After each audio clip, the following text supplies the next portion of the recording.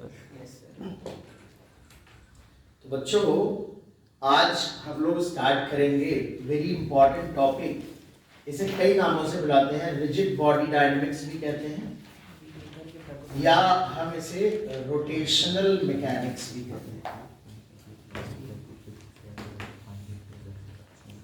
तुम्हारे class 11th का आप कह सकते हो ये मोस्ट इम्पॉर्टेंट चैप्टर है और सबसे ज़्यादा इन डेप्थ पढ़ा जाने वाला चैप्टर है बच्चों, क्योंकि इसका जो जेईई एडवांस में जो क्वेश्चंस आते हैं बहुत ही शानदार क्वेश्चन आते हैं, बहुत काफ़ी मार्क्स का पेपर आता है। बाकी सभी एग्जाम में क्वेश्चन पूछे जाते हैं, जेईई मेन में भी, नीट में भी। तो इसको हम लोग जिस सीक्वेंस में पढ़ने वाले हैं, अलग अलग सीक्वेंस में लोग पढ़ते हैं, पढ़ाते हैं, बट हम लोग इसे पढ़ने वाले हैं। सबसे पहले मैं कवर करूंगा इस चैप्टर में torque and equilibrium of body, body का इक्विलिब्रियम और टॉर्क। सेकंड नंबर पे बच्चों फिर हम लोग मोमेंट ऑफ इनर्शिया के बारे में पढ़ेंगे। देन फिर हम rolling and fixed axis rotation and rolling, फिर हम लोग लास्ट में एंगुलर मोमेंटम और उसके कंजर्वेशन के बारे में डिस्कस करेंगे। ठीक है, तो फर्स्ट टॉपिक जो हम लोग बच्चों पढ़ने वाले हैं आज, या सब चैप्टर कह लो, वो हम पढ़ने वाले हैं टॉर्क। टॉर्क हम लोग पढ़ने वाले हैं, टॉर्क।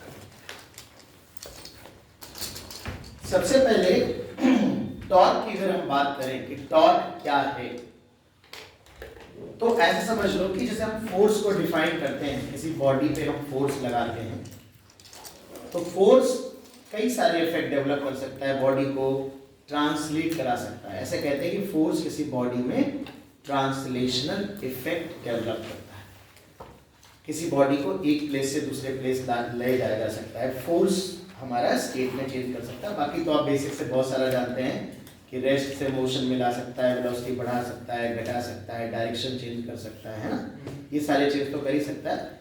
लेकिन अगर हम जनरली कहें तो फोर्स किसी बॉडी के ट्रांसलेटरी मोशन को गवर्न करता है। लेकिन जो बॉडी के रोटेटरी मोशन होते हैं, जो रोटेशन होते हैं बॉडी को, उनको समझने के लिए हमें एक नई फिजिकल क्वांटिटी आप कह सकते हो डिफाइन करनी पड़ती है, जिसे हम टॉर्क कहते हैं।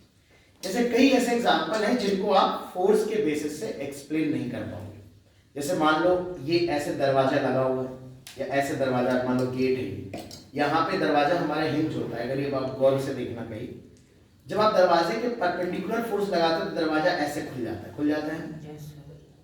लेकिन अगर आप इसी दरवाजे को ऐसे पकड़ के खींचो तो क्या ये ऐसे खुलेगा? No sir. अगर आपने 10 न्यूटन फोर्स ऐसे लगाया है, ये खुल गया चेन, और अगर आपने ऐसे खींचा तो नहीं खुलेगा।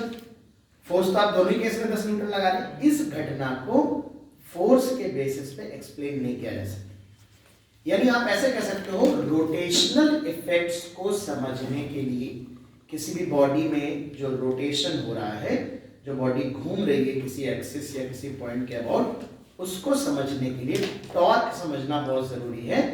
कि तो आप ऐसे कह सकते हो, टॉर्क को मैं अगर थ्योरेटिकली डिफाइन करूं तो मैं ऐसे कह सकता हूं कि टॉर्क वो एक्सटर्नल एजेंट है जो किसी बॉडी को किसी एक्सिस के अबाउट या तो रोटेट कर देता है, किसी एक्सिस या पॉइंट के अबाउट, या रोटेट कराने की टेंडेंसी रखता है।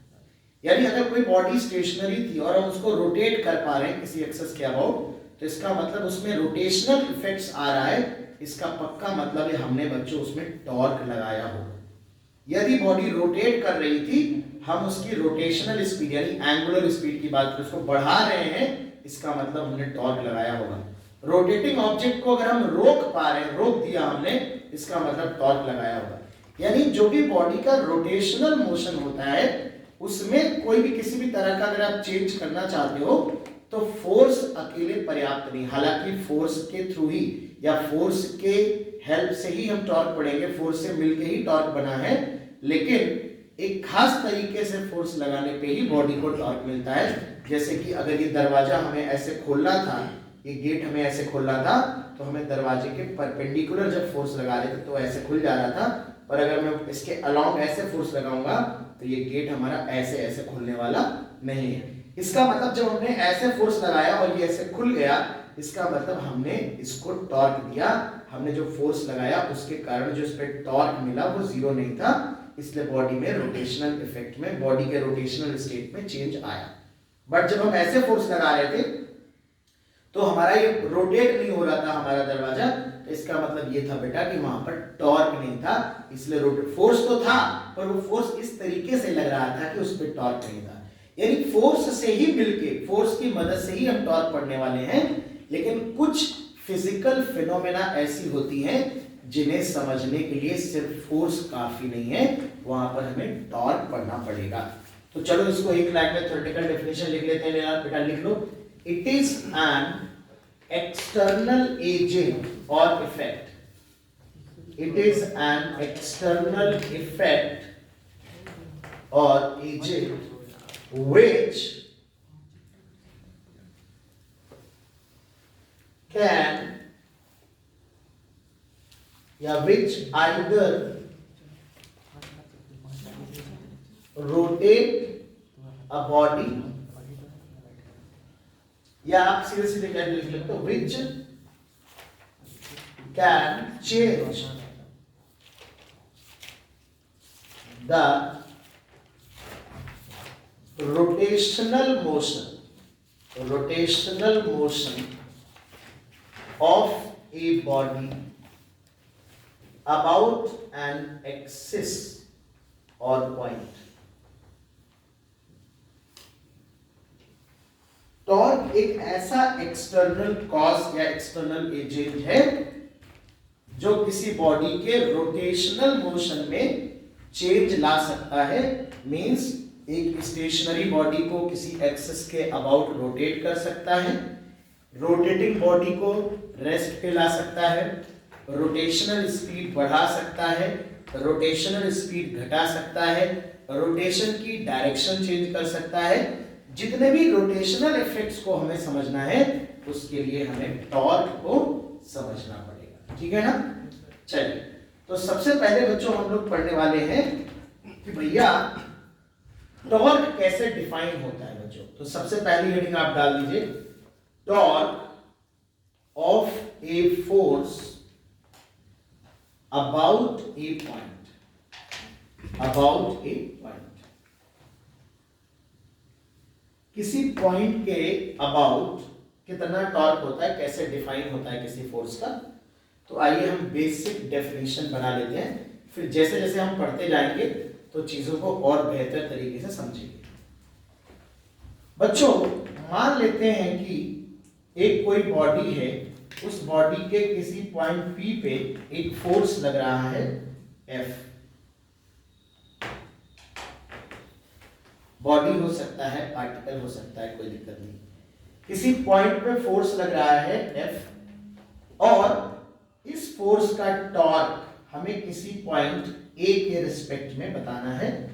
तो जिस P को कहेंगे बच्चों point of application of force. P क्या है यहाँ पर बेटा, point of application of point of application of force, application of force.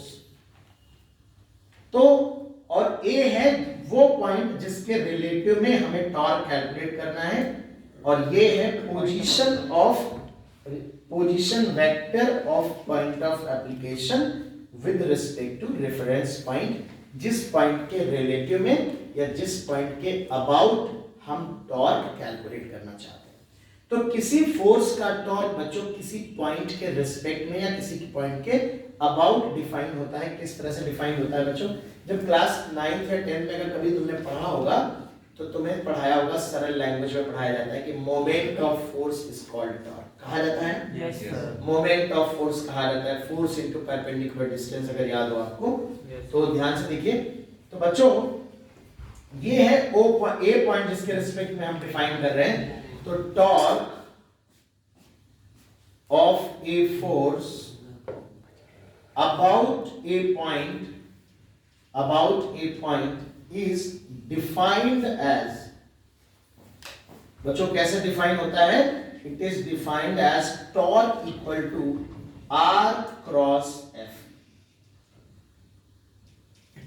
Torque जो होता है बच्चों वो R क्रॉस F होता है। R होता है पॉइंट ऑफ एप्लीकेशन का, ये AP वेक्टर है बच्चों, R वेक्टर, मतलब किसी जिस पॉइंट पे आपने फोर्स लगाया है उस पॉइंट का पोजीशन वेक्टर उस पॉइंट के रिलेटिव में जिस पॉइंट के अबाउट हम क्या कैलकुलेट कर रहे हैं, टॉर्क कैलकुलेट कर रहे हैं। ठीक है, तो ये जो एपी वेक्टर होता है यही हमारा आर वेक्टर होता है। तो आर क्रॉस एफ है, तो बताओ जरा क्रॉस प्रोडक्ट का मैग्नीट्यूड क्या होता है बेटा? ए क्रॉस बी का मैग्नीट्यूड होता है ए बी sin थीटा, तो ये आर वेक्टर का मैग्नीट्यूड होगा, फोर्स वेक्टर का मैग्नीट्यूड होगा और आर और एफ के बीच का एंगल होगा। जैसे अगर इस वेक्टर को मैं आगे बढ़ाऊं, क्योंकि जब टेल से टेल वेक्टर नहीं जुड़े होते हैं, देखो आर वेक्टर का ये हेड है, यहाँ पे फोर्स वेक्टर का टेल है, तो आर को अगर आगे बढ़ाओगे तो दिस एंगल इज थीटा, है कि नहीं बताओ? Yes, sir. तो बेटा ये आर एफ sin थीटा इसका मैग्नीट्यूड है।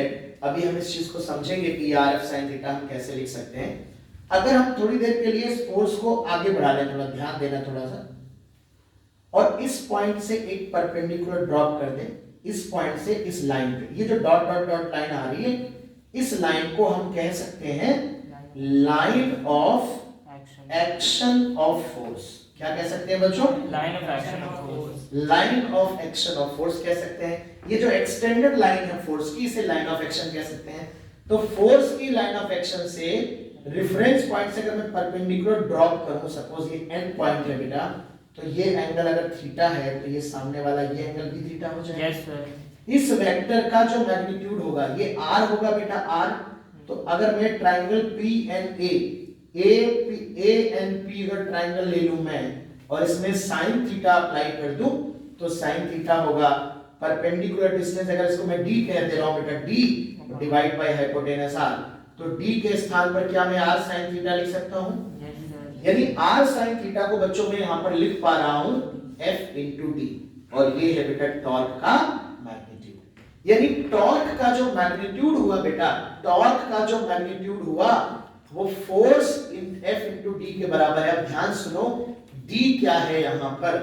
तो D है फोर्स की लाइन ऑफ एक्शन से पॉइंट की क्या परपेंडिकुलर डिस्टेंस। किस पॉइंट की? जिस पॉइंट के अबाउट टॉर्क कैलकुलेट कर रहे हैं। यानी यही हमें क्लास 9th या 10th जब भी आपने पढ़ा होगा, यही पढ़ाया जाता है जब हमें कहा जाता है moment of force. F into D is called moment of force. तो मोमेंट ऑफ फोर्स जो होता है वो टॉर्क होता है। यानी किसी पॉइंट के अबाउट टॉर्क, प्लीज ध्यान दें, किसी पॉइंट के अबाउट टॉर्क किसी फोर्स का, उस फोर्स का वैल्यू F इनटू फोर्स की लाइन ऑफ एक्शन से पॉइंट की परपेंडिकुलर डिस्टेंस के प्रोडक्ट के बराबर होता है। तो D क्या है बच्चों यहां पर? It is perpendicular distance.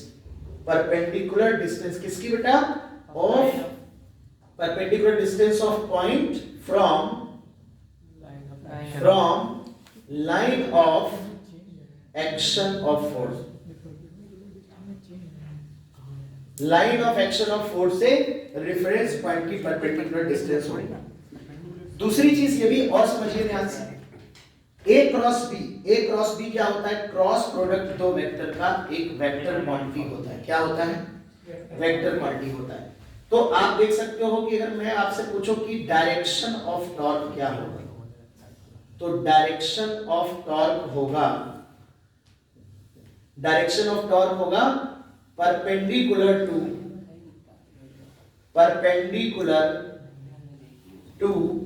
Are vector and F vector both. Cross product के रूल से निकालेंगे। आप याद करिए ए क्रॉस बी की डायरेक्शन ए और बी दोनों के परपेंडिकुलर होती है। जैसे मान लो ये आर वेक्टर है, ये एफ वेक्टर है, तो याद करो राइट हैंड थंब रूल से करते थे। आर वेक्टर ये है बेटा, आगे बढ़ा दिया हमने, टेल से टेल ज्वाइन कर लिया, आर क्रॉस एफ किधर जाएगा? अंदर की तरफ। यानी आर क्रॉस एफ यानी डायरेक्शन जो होगी वो इनवर्ड होगी। यहाँ पर जो टॉर्क की डायरेक्शन होगी बेटा, टॉर्क की डायरेक्शन जो होगी वो अंदर की तरफ है। ये एफ वेक्टर आर वेक्टर के दोनों के परपेंडिकुलर है। ठीक है, तो आर वेक्टर की तरफ ऐसे उंगलियां करेंगे, एफ की तरफ घुमाएंगे, थंब की डायरेक्शन देखेंगे। सब समझदार हो तुम लोग। तो आर क्रॉस एफ की डायरेक्शन क्या होगी बेटा? अंदर की तरफ होगी, है ना। तो आर क्रॉस एफ यानी कि जो भी टॉर्क होगा बेटा वो आर के भी परपेंडिकुलर होगा और एफ के भी परपेंडिकुलर होगा, या आर वेक्टर और एफ वेक्टर को मिला के जो प्लेन बनेगा उसके परपेंडिकुलर होगा हमारा टॉर्क। तो आर क्रॉस एफ, अगर आप देखो सेंस ऑफ रोटेशन देखा जाए, किस सेंस में है टॉर्क? क्लॉकवाइज एंटी क्लॉकवाइज, क्योंकि अक्सर हमारे कोर्स में प्लेनर फोर्सेस हैं, उन्हीं का टॉर्क निकालना है। तो आर क्रॉस एफ बताओ हाथ कैसे घूम रहा है? Clockwise. क्लॉकवाइज टॉर्क बोल देंगे, ठीक है। इसका क्या मतलब है क्लॉकवाइज? इसका मतलब टॉर्क क्या करता है? किसी बॉडी को किसी एक्सिस या पॉइंट के अबाउट क्या करता है? रोटेट करने की टेंडेंसी रखता है या रोटेट कर देता है। तो यहां पर ऐसे समझो, इस पॉइंट के अबाउट अगर इस बॉडी पे ऐसे फोर्स लगाओगे तो कहना ये चाहता है इस बॉडी को ये ऐसे रोटेट करने की टेंडेंसी रखेगा। मतलब जैसे मान लो ये मेरा हाथ है, कोई इस हाथ को ऐसे पकड़ के ऐसे खींचेगा, ये हाथ को ऐसे रोटेट करने की टेंडेंसी रखेगा। इसलिए मान लो पेन था, ये बॉडी है, मैं इस पेन पे ऐसे फोर्स लगा रहा हूं अपनी उंगली से, ये मैंने ऐसे फोर्स लगाया, तो पेन कैसे रोटेट हो रहा है? क्लॉकवाइज। यानी कि इस पेन पे मैंने ऐसे फोर्स लगाया कि पेन ऐसे रोटेट हो रहा है। इसी तरह से बॉडी पे अगर ऐसे फोर्स लगा रहा हूं, इस पॉइंट के अबाउट अगर देखूंगा, जब बॉडी इधर की तरफ जाएगी तो मुझे यही रोटेशन तो फील होगा एक मोमेंट के लिए, समझो ना बेटा। इस पे जब आप फोर्स लगाओगे तो आर क्रॉस एफ का जो डायरेक्शन बनेगा, एक तो होता है वेक्टोरियल डायरेक्शन की अंदर की तरफ है या बाहर की तरफ है। अगर इस बोर्ड की प्लेन में इसको मान ले तो जो ये वेक्टर हो जाएगा वो आर क्रॉस एफ अंदर की तरफ आएगा। But R cross F clockwise आ रहा है, इसका मतलब हम अगर टू डायमेंशनल केस होगा, प्लेनर केस होगा, तो इसे क्लॉकवाइज टॉर्क कहेंगे। क्लॉकवाइज टॉर्क का मतलब है जिस पॉइंट के अबाउट टॉर्क निकाला गया है, उस पॉइंट के अबाउट उस टॉर्क का जो ब्लॉक पे इफेक्ट होगा वो ये होगा कि वो ब्लॉक को क्लॉकवाइज रोटेशन देने की कोशिश करेगा, या क्लॉकवाइज एंगुलर वेलोसिटी होगी, आगे चल के पढ़ेंगे तो उसको बढ़ाने की कोशिश करेगा, या एंटी क्लॉकवाइज है तो उल्टा लगेगा, उसको घटाने की कोशिश करेगा, it will produce some angular retardation. Okay, तो अभी आप अपना मत जाइए, टॉर्क का डेफिनेशन देखिए। वेक्टोरियल डेफिनेशन होता है बच्चों R cross F. R vector होता है जिस पॉइंट के अबाउट टॉर्क निकाल रहे हो वहां से पॉइंट ऑफ एप्लीकेशन को मिलाने वाला वेक्टर, और इसका magnitude R F sine theta, जहां से हमने चेक किया कि जो आर साइन थीटा है it is nothing but the perpendicular distance from the line, perpendicular distance of point from the line of action of force, ये हमारा परपेंडिकुलर डिस्टेंस है। तो फाइनली जो सवाल में हम यूज करेंगे, जो फॉर्मूला हम यूज करेंगे वो F into D के इक्वल होगा, ठीक है। Direction of torque, vector quantity है टॉर्क, क्या है? एक वेक्टर क्वांटिटी है बच्चों जिसकी डायरेक्शन r वेक्टर और f वेक्टर दोनों के क्या होगी? परपेंडिकुलर होगी, ठीक है। लिख लो फटाफट। तो भाई हम लोगों ने फोकस सही है, टॉर्क पढ़ लिया, डिफाइन कर लिया टॉर्क को। नहीं, अब थोड़ा सा देखते हैं जरा,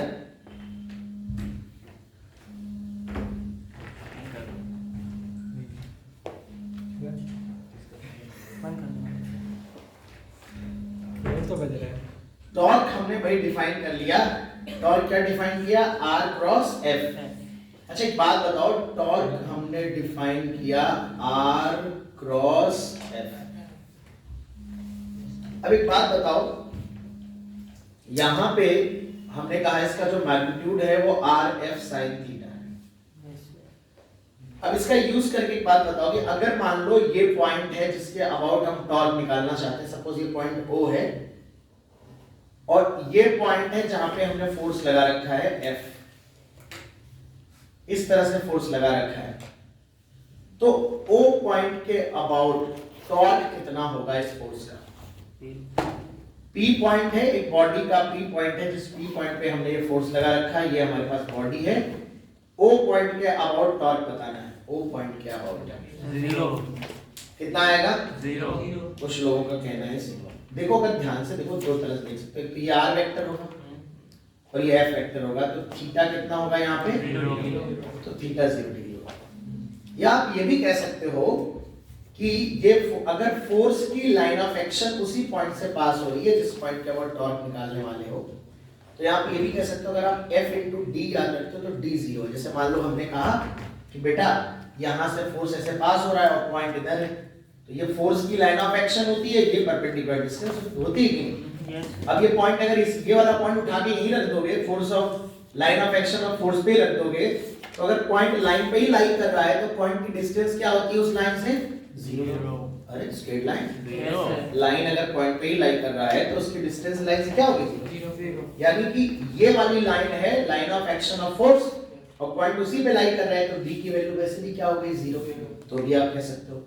यहां से ये वाली बात याद रखोगे कि जिस पॉइंट से फोर्स की लाइन ऑफ एक्शन गुजर रही होती है उस पॉइंट के अबाउट फोर्स का टॉर्क नहीं होगा।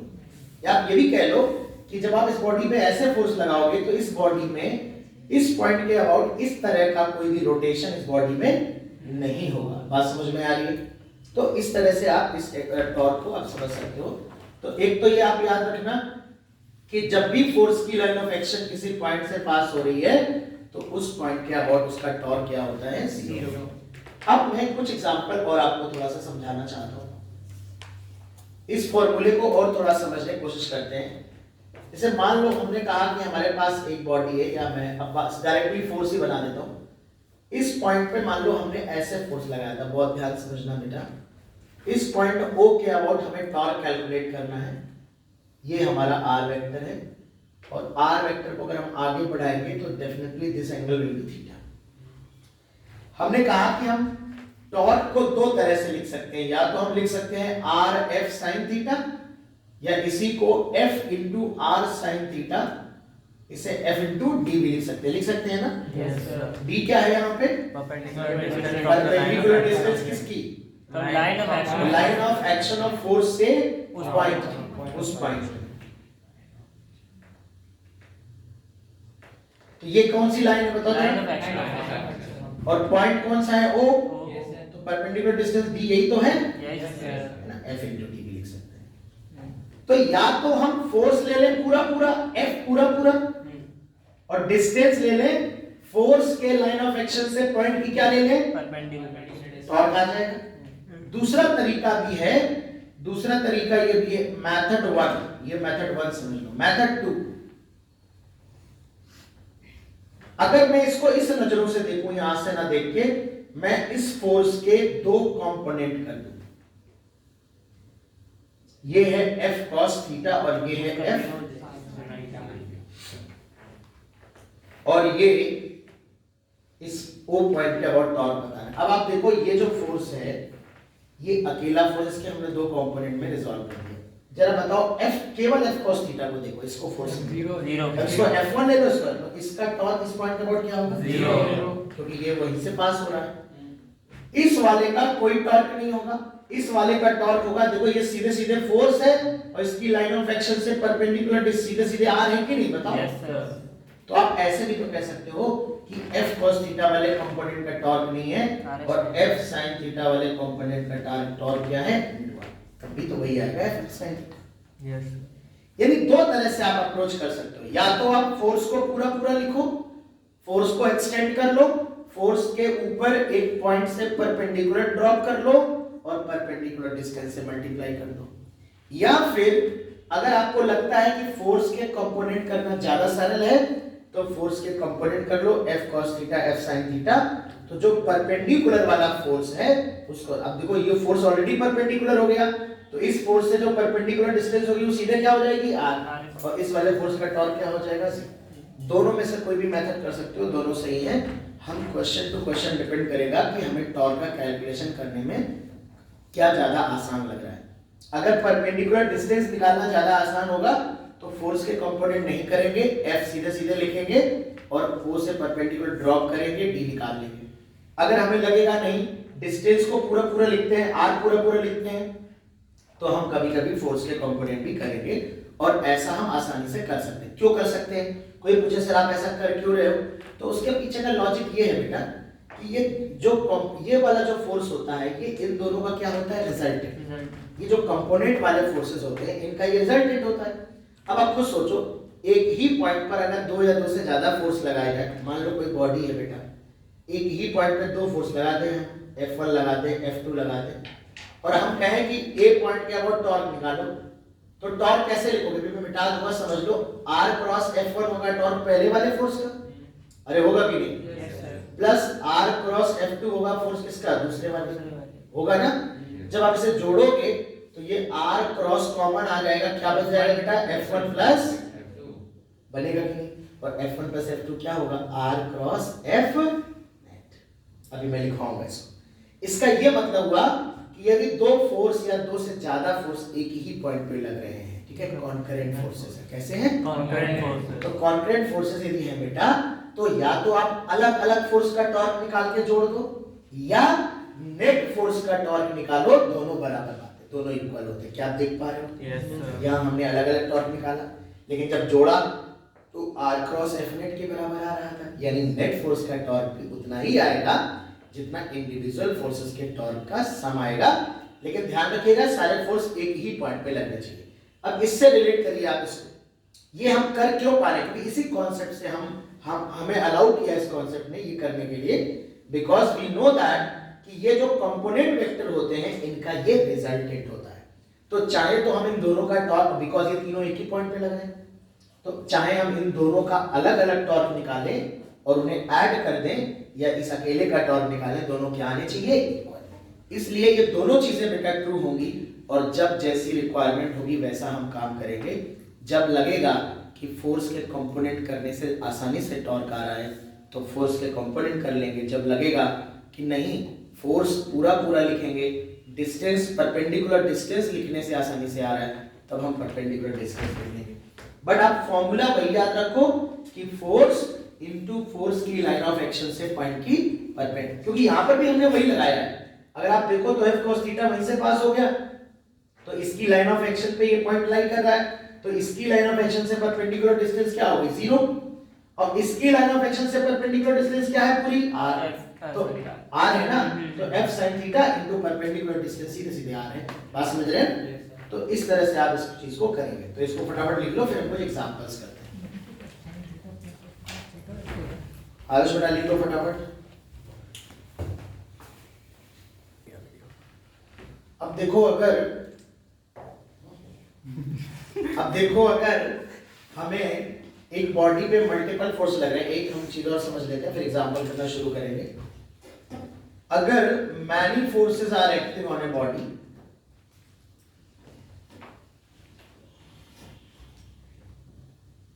ऑन ए बॉडी, अभी हमने एक विषय पे चर्चा की यहाँ पे समझने के लिए, तो इसका जनरलाइज फॉर्म देख लो। मान लो बेटा इस बॉडी पे बहुत सारे फोर्सेस लग रहे हैं, एक फोर्स यहाँ लग रहा है F1, एक फोर्स यहाँ लग रहा है F2, एक फोर्स यहाँ लग रहा है F3, कई सारे फोर्सेस लग रहे हैं, और इस पॉइंट के अबाउट हमें O के अबाउट टॉर्क कैलकुलेट करना है। तो ये जो पोजीशन वेक्टर है बच्चों ये R2 है, मान लो ये फोर्स इस पॉइंट पे लग रहा है, ये पोजीशन वेक्टर R1 है बेटा इस O के रिस्पेक्ट में, और ये पोजीशन वेक्टर मान लेते हैं R3। तो ऑब्वियस सी बात है हम O के अबाउट टॉर्क कितना कैसे लिखेंगे बेटा, F1 का टॉर्क होगा R1 क्रॉस F1 बेटा, F2 का टॉर्क होगा R2 क्रॉस F2, और F3 का क्रॉस टॉर्क होगा R3 क्रॉस F3, है ना। अब अगर ये फोर्सेस बेटा डिफरेंट पॉइंट पे लग रहे हैं तो देखो this may not be equal to R cross F net, ठीक है ना। या आप ये कह सकते हो कि ये सारे फोर्सेस अगर एक जगह नहीं लग रहे हैं तो आप पहले रिजल्टेंट फोर्स निकालोगे। तो रिजल्टेंट फोर्स अगर आप निकाल लोगे F1 vector plus F2 vector plus F3 vector, तो आप ये कंफ्यूज हो जाओगे कि आपको किस पॉइंट पे लगाना है, ठीक है ना। तो आप यहाँ पर जनरली क्या होगा कि आप ऐसे कह सकते हो कि जब तक आपको ये ना पता चले कि आपको नेट फोर्स किस पॉइंट पे लगाना है, तो आप ऐसे डायरेक्ट नेट फोर्स कैलकुलेट करके डायरेक्टली टॉर्क नहीं कैलकुलेट कर सकते।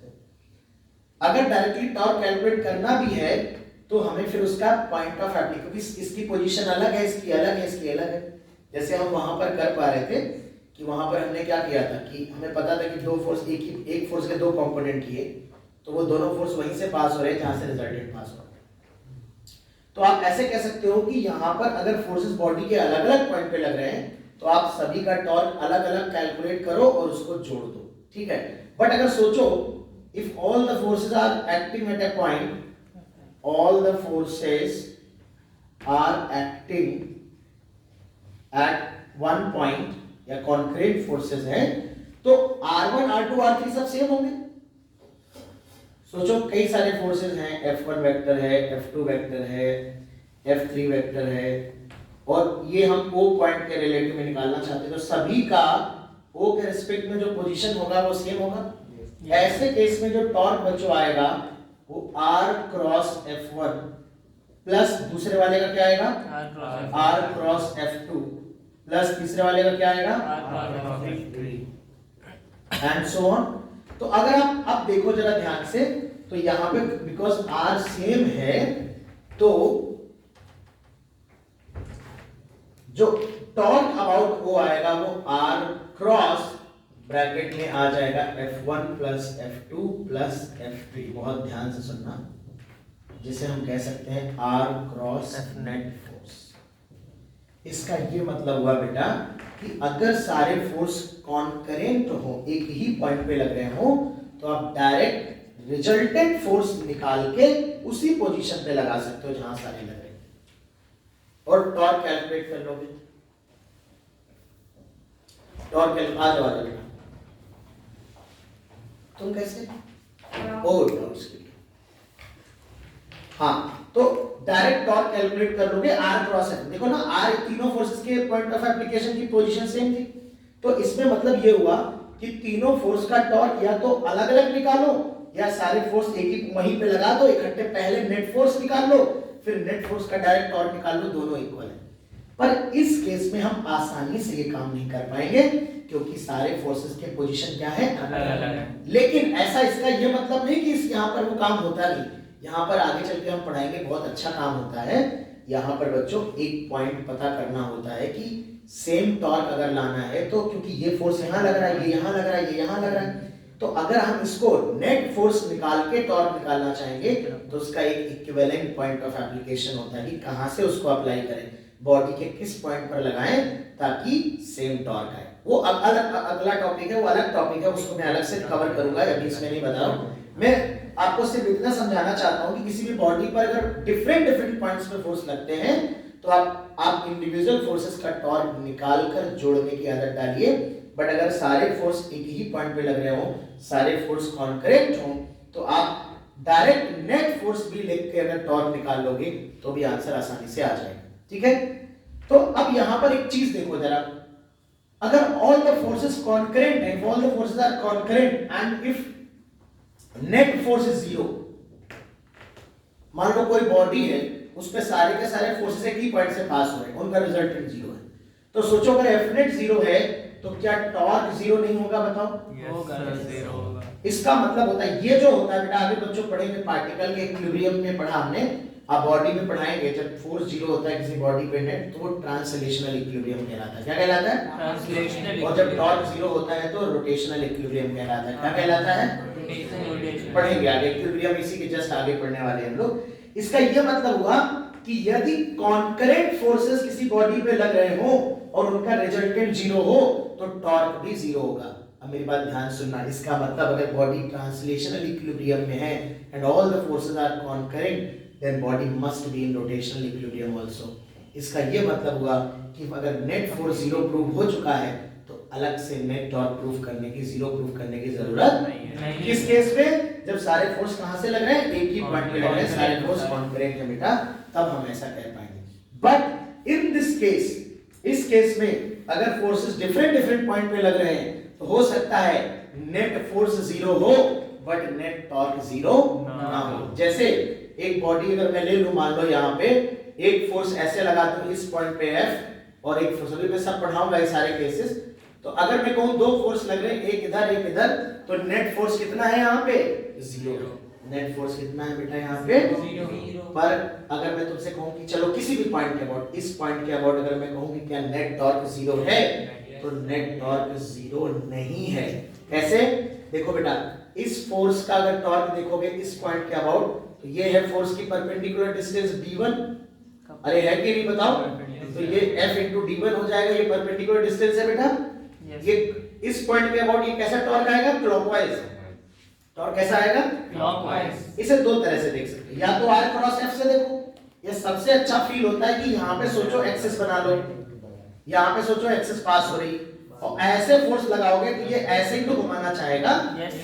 फोर्स ऐसे जा रहा है तो यही तो सेंस ऑफ रोटेशन आएगा। तो क्लॉकवाइज। इसी तरह से ये वाली डिस्टेंस अगर d2 है, ये परपेंडिकुलर है, तो यहाँ से इसका टॉर्क भी तो क्लॉकवाइज आएगा, तो ये क्लॉकवाइज टॉर्क जुड़ जाएंगे और आप देखोगे तो ये F bracket d1 plus d2 ये टॉर्क आएगा and it is not equal to zero, क्योंकि दोनों फोर्स सेम पॉइंट पे नहीं लग रहे, अलग अलग पॉइंट पे लग रहे थे। इसका ये मतलब हुआ कि इन जनरल अगर कोई तुमसे कहे कि किसी बॉडी पे नेट फोर्स जीरो है, तो क्या गारंटी से कह सकते हो कि नेट टॉर्क जीरो होगा? नहीं। यदि किसी बॉडी पे नेट फोर्स जीरो है तो जरूरी नहीं है कि नेट टॉर्क जीरो होगा। लेकिन यदि फोर्स कॉन्करेंट हो, एक ही पॉइंट पे लग रहे हो, तब नेट फोर्स जीरो हो, तो गारंटी से कहा जा सकता है कि नेट टॉर्क भी क्या होगा, जीरो होगा। बात समझ रहे हैं ना। हालांकि इस तरह के फोर्सेस को हम फोर्स कपल कहते हैं। क्या कहते हैं कि जब दो पैरेलल एंटी पैरेलल फोर्स लगाए जाते हैं, उनके बीच का कुछ गैप होता है, उनके बीच का गैप अगर ये देखा जाए कैपिटल डी, तो d1 प्लस d2 क्या हो जाएगा, कैपिटल डी हो जाएगा ना। तो ये हमारा बच्चों फोर्स कपल कहलाता है। इसकी बात हम आगे पढ़ेंगे। अभी तो मैं बस आपको ये समझाने की कोशिश कर रहा था एग्जांपल लेकर कि अगर एक बॉडी पे नेट फोर्स जीरो भी है तो जरूरी नहीं है कि नेट टॉर्क भी जीरो होगा, बट पॉसिबिलिटी है। But in case of concurrent forces, if net force is zero, then net torque must be equal to zero. मतलब अगर बॉडी ट्रांसलेशनल इक्विलिब्रियम में है, ट्रांसलेशनल इक्विलिब्रियम का मतलब उसमें नेट फोर्स जीरो है and all the forces are concurrent, then body must be in rotational equilibrium also, ठीक है। but it is not true in case of जब हमारे forces क्या लग रहे हैं, acting at different points। बात समझ रहे हैं? तो इसको नोट कर लो। अब हम लोग कुछ सवाल करेंगे, तब कहानी को आगे बढ़ाएंगे। फटाफट स्टार्ट हो गई तो वीडियो। तो अब चलिए कुछ सवाल करते हैं। पहले सवाल से बिल्कुल बेसिक से शुरू करेंगे, definition based question. Find out torque of a force F vector is equal to 3I cap 4J cap plus 6K cap.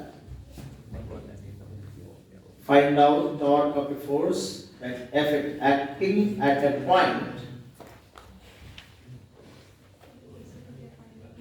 1, 2, 4 about ये P पॉइंट पे लग रहा है, अनदर पॉइंट 2, 3, 5। तो इस क्वेश्चन को बच्चों हम लोग करने वाले हैं।